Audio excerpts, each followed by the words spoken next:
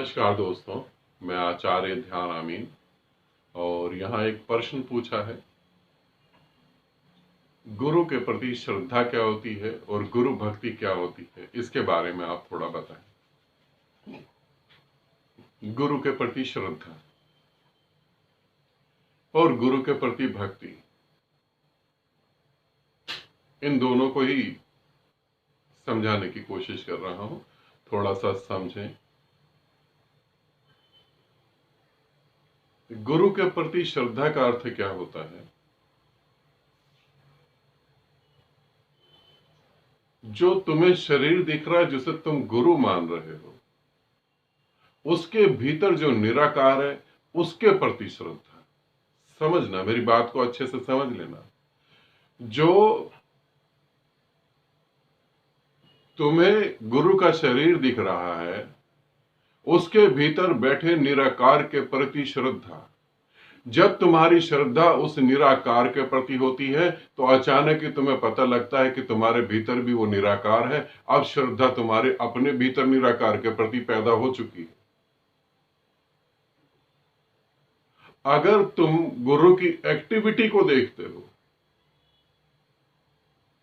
वो श्रद्धा नहीं है, वो गुरु की नकल हो जाएगी, श्रद्धा नहीं है। ये ऐसे ही हो गया जैसे कोई खजुराहो के मंदिर गया हो और उस मंदिर पे जो मूर्तियां बनी हैं उनको वो देख रहा हो, वो सब कामुक मूर्तियां हैं, मगर वो ध्यान से संबंधित है, समाधि से संबंधित है। मगर वो व्यक्ति मूर्तियों को ही देख रहा हो और मूर्तियां देखकर ही बाहर बैठ के तसल्ली कर और घर पे वापस आ जाए, तो वो मंदिर में प्रवेश नहीं कर पाया।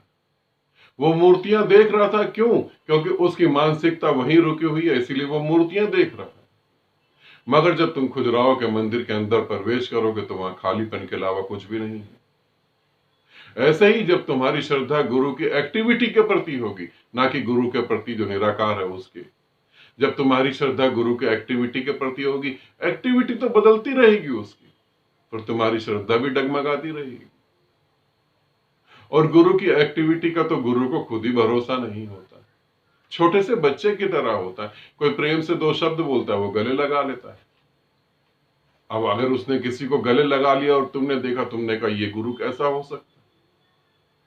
गुरु तो पांव छुआने के लिए भी इतनी इतनी लंबी लाइन लगवा लेता है। गुरु तो कहता है राइट पांव एक जना छुएगा, लेफ्ट पांव एक जना छुएगा, और यहां तो गुरु सीधा गले ही लगा लेता है किसी को। अब जो गुरु गले लगा रहा है वो एक छोटे से मासूम बच्चे की तरह है। अब उसके प्रति तुम्हारी श्रद्धा कैसे पैदा होगी? यहां तो गुरु तुम्हें दिखना ही मुश्किल है। तुम गुरु को देखना भी चाहो तो टीवी पर, यूट्यूब की वीडियो पर, मैगजीन में, और यहां गुरु सीधा चल के तुम्हारे घर में आके बैठ जाए और कहे अरे बहुत ठंडा, चाय बना सकते हो तो चाय बना के पिला दो। अब इसके प्रति तुम्हारी श्रद्धा कहां से पैदा हो जाएगी? तुम चूक जाओगे, क्योंकि तुम चूक रहे हो। इसे ध्यान रखना, इसे श्रद्धा नहीं कहते। चार आदमी कह दे ये गुरु तो भ्रष्ट हो गया, और तुम्हारी श्रद्धा भी भ्रष्ट हो जाएगी, तुम्हारी भक्ति भी गई। गुरु के भीतर जो निराकार है उसके प्रति तुम्हारी श्रद्धा होनी चाहिए। कैसे ये होती है, कैसे इसका जन्म होता है, कैसे ये बढ़ती है, और बढ़ते बढ़ते कैसे जो है तुम गुरु के साथ एक हो जाते हो, मैं स्टेप बाय स्टेप तुम्हें समझा रहा हूं। गुरु के प्रति श्रद्धा, गुरु के प्रति भक्ति, गुरु के आश्रम के प्रति भक्ति, इन चीजों ने, इन शब्दों ने आदमी का जितना शोषण करा है पूरी पृथ्वी पर, इतना शोषण किसी और बात से नहीं हुआ। इस पूरी पृथ्वी पर इन चीजों को लेकर जितना शोषण हुआ है, जितने बलात्कार हुए हैं, जितने घर बर्बाद हुए हैं, वो और किसी बात से नहीं हुए। नशा करने से बर्बाद नहीं हुए जितना इन कामों से बर्बाद हुए हैं। कैसे शुरुआत होती है, एक एक बात को समझना। वीडियो थोड़ा लंबा हो जाएगा, मगर जरूरी है एक एक बात को समझाना। जब तुम पहले किसी गुरु को सुनते हो, उसके विचार तुम्हारी हाँ में हाँ भर देते हैं। उसके विचार तुम्हें लगता है कि हाँ ये ठीक कह रहा है, ये सही कह रहा है। मानो कि तुम एक ऐसे धर्म को जीना चाहते हो जिसमें मीट मच्छी शराब और रिलेशन सब कुछ एकदम ओपन हो, कहीं भी कोई पर्दा नहीं। और जब तुम्हें वो गुरु कहता है कि इसमें कोई ऑब्जेक्शन नहीं है, तब वो तुम्हें टच करता है, तब तुम्हारी श्रद्धा उसके प्रति बढ़ती है, अब तुम उसे बार बार सुनना चाहोगे। अब एक आदमी है जिसने पूरी जिंदगी सिर्फ नियम ही अपने ऊपर थोपे हुए हैं कि पराई स्त्री को नहीं देखना, कि ये नहीं करना, कि पानी छान के पीना है, कि गाय का दूध पीना है, काली भैंस का दूध नहीं पीना, ठीक है, सुबह इतने बजे उठना है, ब्रह्म मुहूर्त में उठना है, चाहे आधी नींद में उठ जाओ, ठीक है। जिसने ऐसे नियम साध रखे, जब कोई उससे मिलेगा तो वो ये कहेगा, तो वो कहेगा हाँ यही ठीक है गुरु। अभी तुम अपनी मानसिकता से गुरु को तय कर रहे हो। फिर एक आदमी मिलेगा तुम्हें गुरु के नाम पर, वो कहेगा माता पिता की सेवा करना ही सबसे अच्छा धर्म है। जो बच्चे माता पिता की सेवा नहीं करते, माता पिता की इज्जत नहीं करते, वो बच्चे नहीं हैं, उनके जीवन में दुख और तकलीफ और परेशानी होगी। और अगर तुम माता पिता हो और तुम्हारे अगर बच्चे तुम्हारी इज्जत नहीं कर रहे, तो तुम इसको गुरु मान लोगे और इसे पकड़ के बैठ जाओगे। वो माता पिता किस बात के माता पिता? जिनको बच्चों से इज्जत की भीख मांगनी पड़े। माता पिता के तो कृत्य ही ऐसे हो, माता पिता का तो काम ही ऐसा हो कि बच्चों को मजबूरी में उनकी इज्जत करनी पड़े। बच्चों से इज्जत मांगना माता पिता के लिए एक शर्मनाक बात है, एक शर्मनाक बात। तुम्हारी खून से, तुम्हारी हड्डी मज्जा से जो पैदा हो, तुम्हारी इज्जत नहीं कर रहा, तो तुमने उनके साथ कैसा बर्ताव करा होगा, थोड़ा सोचो। ऐसे व्यक्ति को तुम गुरु मान लो। तुम अपनी मान्यताओं से चल रहे हो, अब आगे बढ़ते हैं। फिर तुम थोड़ा और अच्छा लगेगा जब तुम्हारे पक्ष में वो सारी बातें करेगा, तो तुम्हारी श्रद्धा और भक्ति भी पैदा होगी। फिर वो तुम्हारे खिलाफ बात करेगा। फिर जब वो तुम्हारे खिलाफ बात करेगा, तो 100 में से 90 लोग तो भाग ही जाएंगे। ऐसा होता है। मेरे साथ एक सज्जन जुड़े हुए थे इंदौर से, वो भी शायद वीडियो देखते ही हैं, इंदौर से जुड़े हुए थे। वो राम भक्त थे। मैंने एक दो बात राम के बारे में बोली, उन्हें बहुत अच्छा लगा। फिर एक दिन ऐसे ही व्हाट्सएप ग्रुप में बहुत सारी डिस्कशन हो रही थी, उसमें राम और रावण के कैरेक्टर पे बात हुई, तो मैंने रावण के कैरेक्टर को ज्यादा महत्व दिया, उसे ज्यादा मैंने ईमानदार समझाया, उसे मैंने ज्यादा ठीक समझाया, क्योंकि वो ठीक है। अब उनको तो बहुत बुरा लगा, वो भाग के तुरंत वो ग्रुप से ही लेफ्ट हो गए। उन्होंने बताया ही नहीं। एक हफ्ते बाद उन्होंने मेरे को मैसेज करा कि मैं ग्रुप से लेफ्ट हो गया। मैंने कहा मैंने देखा आपको लेफ्ट हुआ। उसने बोला कि फिर आपने बहुत गलत करा कि आपने रावण की तारीफ कर दी। मैंने बोला मैं तो अपनी समझ को बता रहा हूं, मेरा रावण और राम से क्या लेना देना। उन्होंने बोला नहीं, राम की आपने बुराई करी और राम को मैं बहुत मानता हूं और ये आपने गलत करा। तो मैंने कहा अगर तुम राम को मानते हो तो राम से ज्ञान प्राप्त करते, फिर ग्रुप में आने की जरूरत क्या थी तुम्हारी। तो 90% लोग तो ऐसे ही भाग जाते हैं, अब 10% लोग टिकते हैं। ये 10% लोग बड़ी हिम्मत जुटा के टिकते हैं। इनको ऐसा लगता है कि शायद इससे यार मोक्ष मिल ही जाएगा, मुक्ति मिल ही जाएगी। अब ये गुरु के और करीब आते हैं। अब जब ये गुरु के और करीब आते हैं, तो गुरु की और इनकी सोच जो है मैच करने लगती है। इन्हें ऐसा लगने लगता है कि जो मैं बोलना चाहता था वही तो गुरु बोल रहा है, क्योंकि अब विचार जो है, अब हृदय का द्वार खुल रहा है। अब हृदय का द्वार खुल रहा है, क्योंकि ये हृदय पे आ गए हैं, अब हृदय का द्वार खुल रहा है, तो ये चीजें मैच होने लगेंगी। जो भाव तुम में पैदा हो रहा है वो गुरु में पैदा हो ही रहा होगा, इसलिए तुम में भी पैदा हो रहा है। मगर अब ये गुरु पे अधिकार समझ लेंगे, जैसे एक पति अपनी पत्नी पे अधिकार समझता है, अब ये गुरु पे अधिकार करेंगे। अब ये सोचेंगे जैसे हम कहेंगे वैसे गुरु करेगा। और गुरु तो कभी, नीला आकाश किसके अधिकार में है, हवा किसके अधिकार में है, अग्नि किसके अधिकार में है, जल किसके अधिकार में है, ये अधिकार रहित है।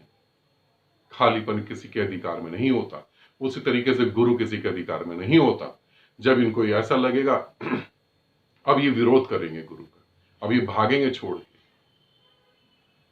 और जब ये छोड़ के भागेंगे तो इनको अंदर लग भी रहा होगा कि हम गलत कर रहे हैं, मगर ये फिर भी अहंकार कारण गलत करेंगे ही करेंगे, ये छोड़ के भाग जाएंगे। इसके बाद भी जो टिकता है उसका संबंध गुरु की नाभि और उसकी नाभि से होता है। अब उसका संबंध जो है उस गुरु के निराकार से होता है, जिस निराकार की मैं बात कर रहा हूं। अब यहां पर जिसको गुरु के प्रति समर्पित होना है, जो समर्पण कर रहा है, ना तो वो गुरु की कभी नकल कर पाएगा, ना गुरु जैसा वेशभूषा बना पाएगा। वो जिएगा अपनी उस आजादी में, उसने निराकार में जो जिया उसे जिएगा। वो अब उसे प्रकट करेगा, जो उसके भीतर निराकार है उसे वो प्रकट करेगा, उसकी अभिव्यक्ति करेगा। गुरु के प्रति श्रद्धा का अर्थ है गुरु के भीतर बैठे निराकार को जानकर उसके प्रति श्रद्धा करना, गुरु के प्रति एक्टिविटी के प्रति श्रद्धा कभी नहीं करना। फिर पूछा है गुरु सेवा। एक बेटा, छोटा सा बेटा, एक 10 साल का बेटा या 10 साल की बेटी अपने पिता से पूछती कि मैं तुम्हारी सेवा करूं तो कैसे करूं। पिता क्या कहता है? पिता कहता है अपने पांव पे खड़े हो जाओ, समझदार बन जाओ, यही तुम मेरी सेवा करोगे, बस और कुछ भी नहीं। एक गुरु की सेवा तुम क्या करोगे? तुम बुद्ध हो जाओ, तुम परमात्मा हो उसे जान लो, तुम ब्रह्मांड के केंद्र बिंदु हो इसे जान लो। ये गुरु के प्रति सेवा है। तुम्हें अगर गुरु कहता चलो पांव दबा दो 2-2 घंटे, चलो आश्रम में झाड़ू लगा दो, चलो भंडारे में मदद कर दो, ये शोषण है।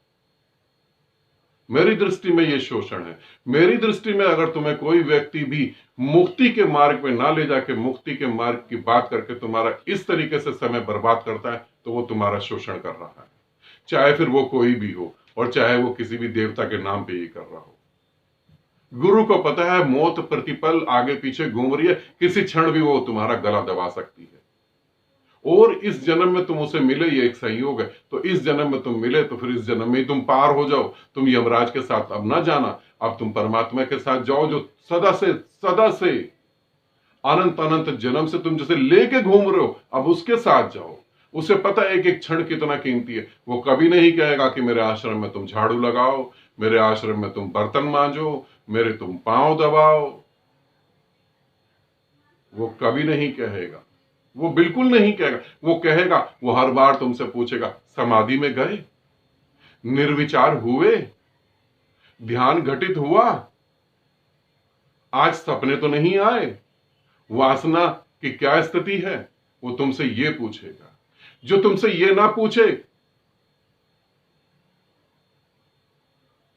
तो समझना वहां से भाग लेना ही ठीक होगा, वहां से भाग जाना, क्योंकि वो तुम्हें मृत्यु के पार की बात कभी नहीं बताएगा। अगर मुझे अपना आश्रम बनाना हो और आश्रम में झाड़ू लगवानी हो तो मैं किसी को 10,000, 12,000, 15,000 दे के झाड़ू लगवा सकता हूं, मगर किसी सन्यासी को कहूं कि तू झाड़ू लगा, ये ना हो पाएगा। मेरे पांव में बहुत दर्द हो रही हो, जाके 1,000-2,000 डॉक्टर को देकर, डॉक्टर से पूछ के मेरे पांव में क्यों दर्द हो रही है, कौन सी दवाई खानी है, वो मेरे लिए उचित रहेगा। किसी प्यारे साधक को पांव दबाने के लिए कहूंगा, ये मेरे लिए उचित नहीं रहेगा। क्योंकि मेरे लिए उचित क्या है? कैसे मेरे बच्चे अपने ऊपर निर्भर हो, मेरे पे नहीं। कैसे मेरी औलाद अपने पांव पे खड़ी हो, कैसे मेरे बच्चे वो निराकार को जाने जिसको मैंने जाना, उसको वो भी जाने, क्योंकि वो उसके भीतर है। मेरे लिए ये महत्वपूर्ण होगा। आश्रम तो हजारों बनेंगे, हजारों मिट्टी में मिल जाएंगे, और साधक साधना करने आया या झाड़ू लगाने आया?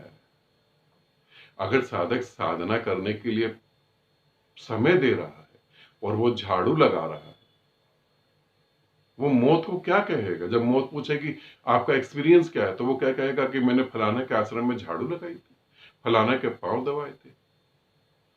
ऐसा करते हुए लोगों को लालच नहीं आती, समझ नहीं आता। मगर गुरु के प्रति श्रद्धा और गुरु के प्रति भक्ति और गुरु के प्रति निराकार में एक होना, यही है। आनंदित रहें, सदा खुश रहें। बहुत बहुत प्रेम आप सभी को।